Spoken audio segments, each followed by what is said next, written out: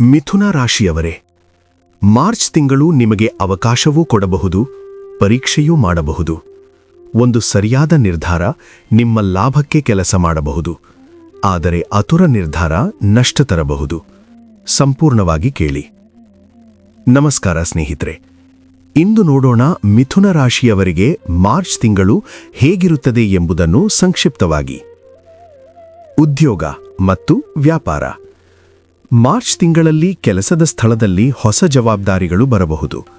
ನಿಮ್ಮ communication skill ನಿಮಗೆ ಲಾಭ ಕೊಡುತ್ತದೆ.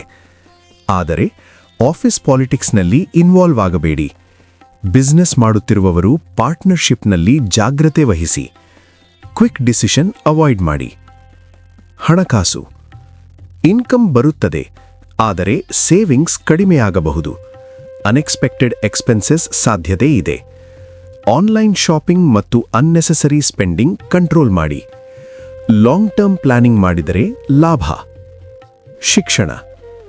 ವಿದ್ಯಾರ್ಥಿಗಳಿಗೆ ಕಾನ್ಸಂಟ್ರೇಷನ್ ಫ್ಲಕ್ಚುಯೇಟ್ ಆಗಬಹುದು. ಮೊಬೈಲ್ ಡಿಸ್ಟ್ರಾಕ್ಷನ್ ಕಡಿಮೆ ಮಾಡಿದರೆ ಉತ್ತಮ ಫಲ ಸಿಗುತ್ತದೆ.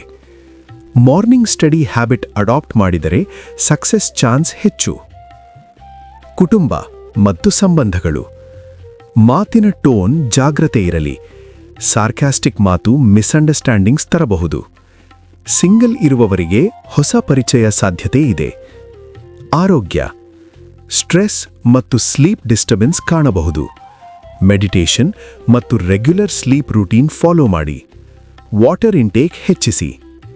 ಒಟ್ಟಿನಲ್ಲಿ ಮಾರ್ಚ್ ತಿಂಗಳು ಮಿಥುನ ರಾಶಿಯವರಿಗೆ ಮಿಕ್ಸ್ಡ್ ಬಟ್ ಪಾಸಿಟಿವ್ ಮಂತ್.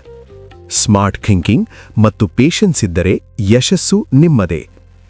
ನಿಮ್ಮ ರಾಶಿ ಮಿಥುನ ಆಗಿದ್ದರೆ ಕಾಮೆಂಟ್ನಲ್ಲಿ ಮಿಥುನ ಎಂದು ಬರೆಯಿರಿ. ಈ ಮಾಹಿತಿ ಉಪಯುಕ್ತವಾಗಿದ್ದರೆ ಲೈಕ್ ಮಾಡಿ. ಇಂತಹ ಮಾಸಿಕ ರಾಶಿ ಫಲಕ್ಕಾಗಿ ಸಬ್ಸ್ಕ್ರೈಬ್ ಮಾಡಿ. ಧನ್ಯವಾದಗಳು.